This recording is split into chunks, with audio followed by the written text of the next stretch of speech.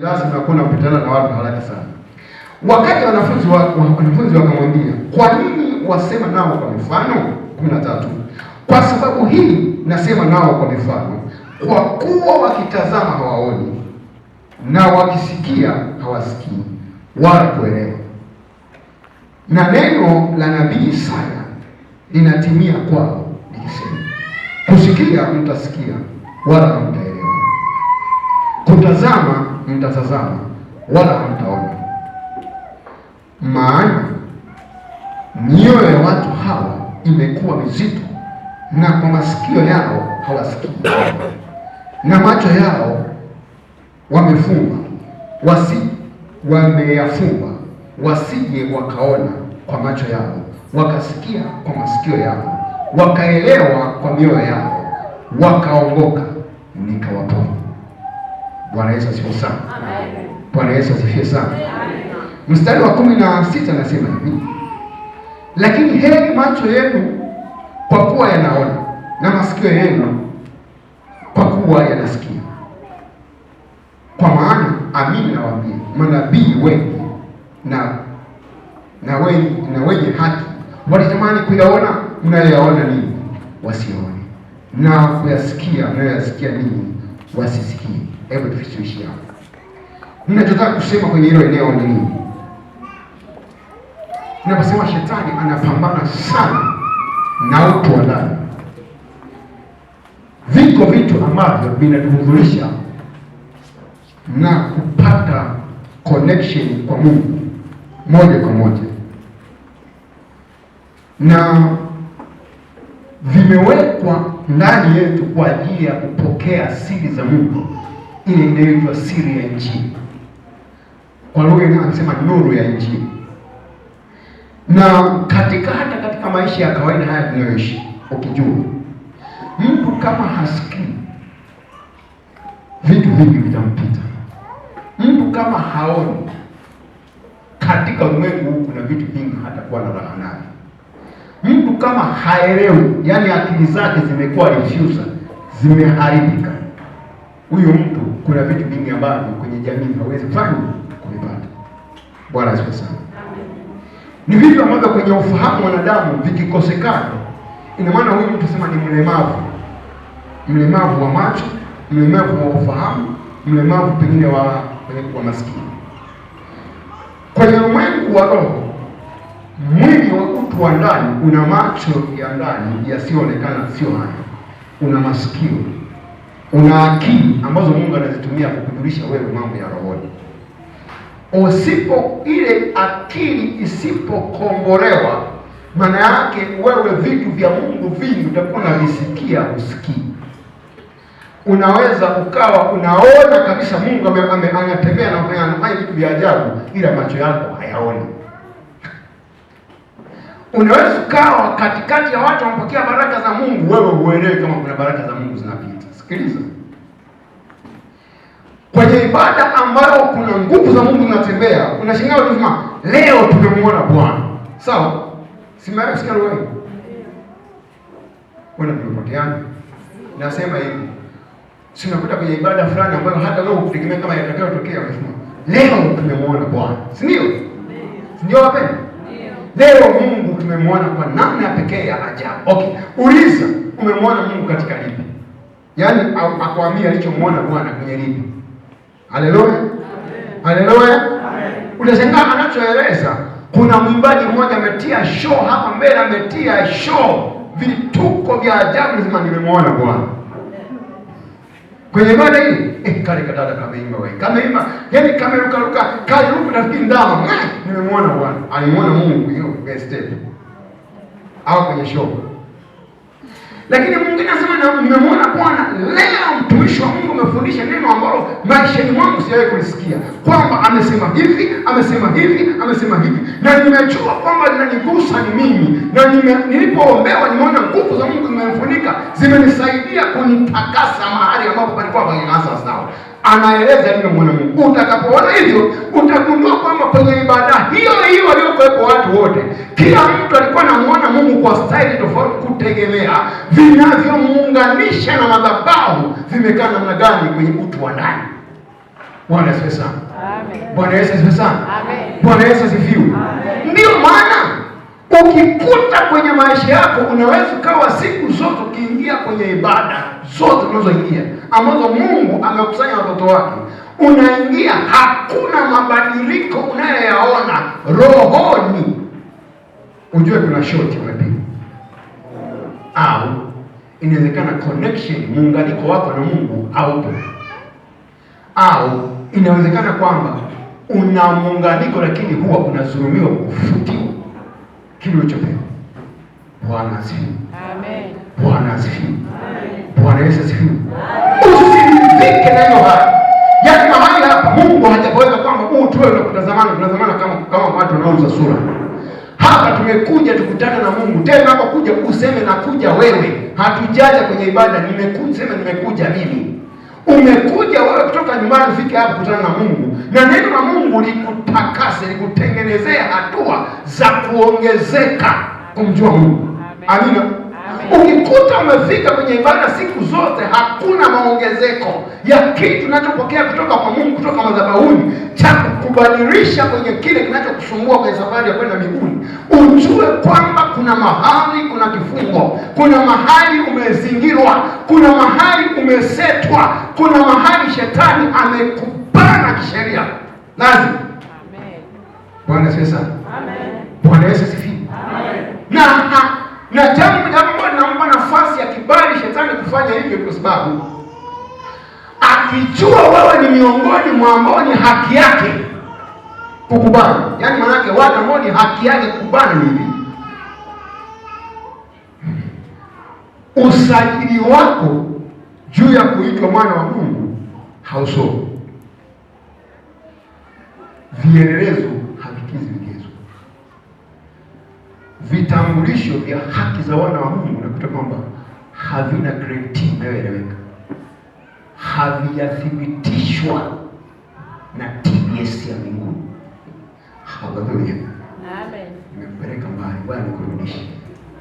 Kama mama nikisema TBS hawezi kuelewa vizuri. Iko hivi. Mfano wake vyakula hivi vinavyokula bila kutoka madukani haviletu kwetu tu hivi hivi. Kuna mahali ninapita kwa Kenya mkuu anavipima ili sisi tukazulika ikawa sumu kwetu. Amen. Amen. Wapimaji wa kuhakiki kwamba vina haki ya kuliwa na wanadamu na vimebeba afya. Sasa vipimo kama hivyo kwenye ufalme wa mbinguni, kwenye ulimwengu wa roho iko hivi, ambaye vigezo vyake vya kuthibitika kwamba anaposema nimemwamini na nimeamua kutembea na Mungu na nimetaka Mungu wa mbinguni awe Mungu wangu. Sheria za kwenye ulimwengu wa roho shetani anazijua. Viko vitu ambavyo anaviangalia kule moyoni kwamba aliye namna hii na hii na hii na hii, Mungu mwenyewe mbinguni anajua kwamba huyo ndiye ambaye vielelezo vile vinathibitika kwamba huyo ni wa kwangu. Na shetani anajua kwamba aliye namna hii na hii na hii na hii, huyu hata kisema kwenye kinywa chake kwamba namtaka Mungu wa mbinguni na nataka kwenda mbinguni, huyu ni halali yangu. Sababu nini? Sheria za kwenye ulimwengu leo zinasoma kwamba huyu ni mali yangu, ni haki yangu kumtumia. Sikiliza, Bwana asifiwe sana. Amen. Yaani sijui kwa nini naona naelekezwa mahali ambapo kuna mtu anaonekana anataka kutoka. Iko hivi, ukikuta unahudhuria kwenye ibada, unashiriki kwenye ibada, lakini unaburutwa na shetani, yaani kama vile mtu ambaye Mungu hana msaada kwako, usiridhike na hali hiyo, mtumishi wa Mungu. Kuna vitu ambavyo vinaonekana kwamba kuna uhalali wa shetani kufanya, aiza umetegewa mtego huko ndani ya kizimba. Bwana Yesu sana. Amen. Bwana Yesu sana. Fikiri namna ya kutoka. Usifikiri mahali salama. Maana aliyekuzinga kwenye hiyo kizimba ana nafasi ya kunyonga. Sikiliza, mtu aliyekuweka jela ana haki ya kufanya chochote, anaweza kuchoma sindano ya kufa, sindano ya kuua, kwa sababu nini? Umezingirwa, huna uhuru na huna msaada. Bwana asifiwe. Bwana asifiwe. Sikiliza, ukitendewa hayo ni hatari sana kwa maisha yako. Kwa sababu nini? Yaani unaweza ukawa unasafiri, kuna vitu kifanya vizuri, yaani kwa hiyo Unaweza kujiuliza kwamba sasa unataka kuniambia kwamba nikiwa kanisani naye afanye yote haya, maana yake nafanya Mungu ananiangani mpagani? Sikiliza. Sikiliza sasa. Nikwambia sheria ya Mungu na sheria ya ulimwengu wa roho iko hivi. Alafu simama tu vizuri. Kuna mahali wako watumishi ambao walipofanya mambo mazuri sana ya kumpendeza Mungu, kwa maana ya kumtumikia Mungu, lakini usajili wao kwa Mungu haujakaa sawa. Mungu ile kazi ilimuhimiza kutafuta hiyo mioyo iko wapi, imefanya kazi nzuri iko wapi, akatuma msaada wa haraka wa bidii wa kuwatafuta mahali walipo, ili tu waingie kwenye mfumo unaotakiwa wa kwenda mbinguni, sababu wameonekana wamefanya kazi hiyo nzuri zaidi. Unaelewa? Yaani hawajamwamini Mungu, hawajatembea na Mungu kama wanavyotaka, usajili wao haujakamilika. Lakini Mungu alituma msaada wa pekee ambao hautoki kwao. Mmoja wapo nikwambie nani? Ni Kornelio. Kornelio alikuwa anamtumikia Mungu na kutoa sadaka zake vizuri, ila usajili wake wa kimbingu ulikuwa hausomi. Kazi yake na sadaka zake mbele za Mungu zilikuwa zinasoma, ziko hapa mbinguni. Ani juhudi yake ilikuwa haina nafiki. Alikuwa anawasaidia wale watu kwa bila unafiki, na moyo wake aliutoa kumtumikia Mungu kweli. Kile kitu kilimgusa Mungu kabisa. Wala duniani hakuna mtu aliyehusika, wala mbinguni hakuna mtu aliyehusika, ila ile sadaka ya kujitoa kwake, kujitoa kufanya na kujitoa sadaka za mali, vilisababisha Mungu autazame na kutafuta huo moyo duniani uko wapi. Akaukuta uko mahali pale. Alipouona akamwagiza Petro kwamba Petro, na kuagiza saa hii, nenda kwa Kornelio. Kornelio hana habari. 1, 2, 3 ukamweleze hiki na hiki na hiki, ili usajili wake ukamilike, sadaka zake na moyo wake vikae pamoja. Bwana asifiwe. Amen. Bwana Yesu asifiwe sana. Amen. Bwana Yesu asifiwe sana. Amen. Sasa sikiliza. Kwa hiyo nataka niambie kwamba usifikiri kwamba unapofanya kazi Mungu haoni, anaona. Biblia inasema hivi, vitu vyote duniani ni watumishi wa Mungu. Unaelewa? Vitu vyote ni watumishi wa Mungu. Yaani maana hata watu wasiomwamini Mungu ni watumishi wa Mungu. Lakini pia hata wanyama wengine ni watumishi wa Mungu. Ila mgawanyo wa watumishi hao amegawanya maeneo haya. Kuna watumishi ambao wanatumika kiagano, na kuna watumishi ambao wanatumika kama watumikishwa katika kazi ya Bwana. Kwa maana hiyo, kuna watumishi ambao agano lao haliwaruhusu kuingia ufalme wa mbinguni. Kuna watumishi ambao agano lao linaruhusu kuingia ufalme wa mbinguni. Bwana asifiwe. Amen. Bwana asifiwe. Amen. Bwana asifiwe sana. Amen. Sasa kuingia sana hao watumishi wanagawanyika sehemu namna gani? Iko hiyo. Nasema kwa maana nikupe mfano mmoja wapo. Mungu alipoona wana wa Israeli wameleta mchezo, wameleta vurugu, wanaanza kuabudu sanamu, sawa, aliinua wafalme wa mataifa mengine kudhibiti Israeli. Aliwainua kwamba nenda kapiga Israeli, fanya 1, 2, 3. Yeye alifanya kazi na watumishi wale, na akahakikisha kwamba wamenyoka. Waliponyoka, aliporudi kwa Mungu akatubu, akamfutilia mbali mfalme, hana habari naye. Ila amefanya kazi na yeye. Amemwagiza mtu wa mataifa asiyemwamini na asiyehusika katika Israeli awadhibiti wa Israeli, sababu wanaenda kiburi mbele za Mungu. Baada ya kuwadhibiti, akishamaliza wamekaa sawa, anamrudisha kae kwenye sehemu yake. Asipoamini na maana yake jehanamu, lakini amefanya kazi na Mungu.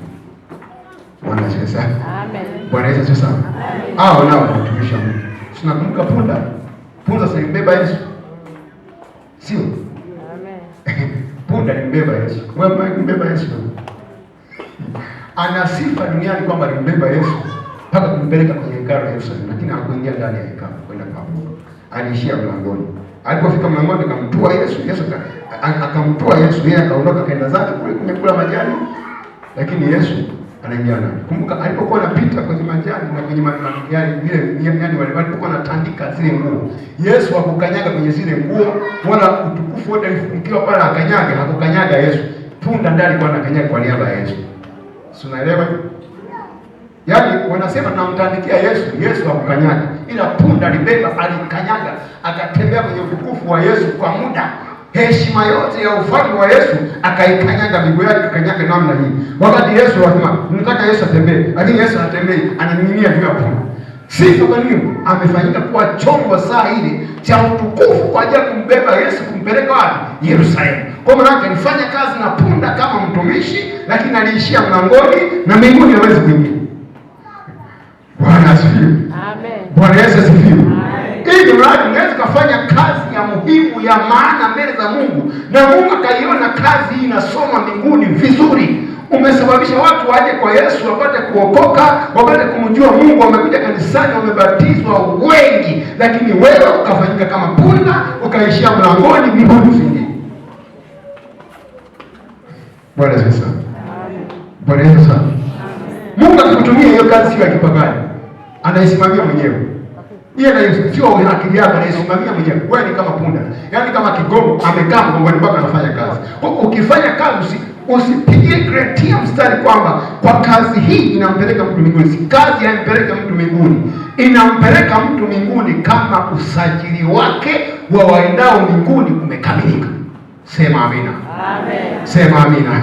Haleluya. Pigie Bwana Yesu makofi mengi. Tena hayo makofi ya kizibu, pigie Bwana Yesu makofi na vigelegele. Bwana asifiwe. Bwana asifiwe. Asa kuna watu wengine wanatia huruma, sitia huruma ndio safari ya kwenda mbinguni kule. Alafu naelekea kumaliza. Ninaposema maneno haya mtumishi wa Mungu, kuna vitu vingi nataka vikufahamu vya muhimu sana. Yaani iko hivi.